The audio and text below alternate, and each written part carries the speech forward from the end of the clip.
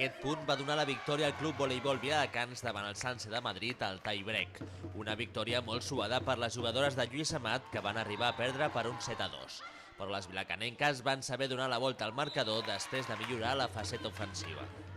Bueno, el partido ha ido bien, ha sido complicado, hemos llegado hasta el quinto set, pero bueno, al final hemos estado ahí, lo hemos dado todo y hemos conseguido ganar. Sanse ha salido con mucho desparpajo y nos ha sorprendido. Han trabajado muy bien en defensa, nos ha costado mucho atacar y el problema ha sido eso, que no atacábamos con comodidad y nos ha costado.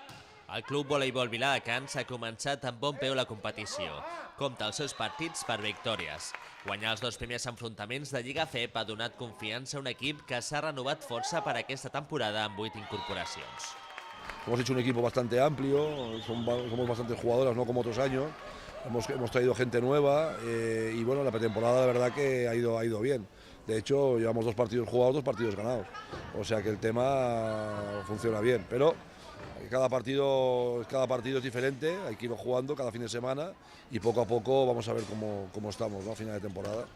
Per aquest any, les vilacanenques volen millorar la 4a posició de la temporada passada i classificar-se per la fase d'ascens.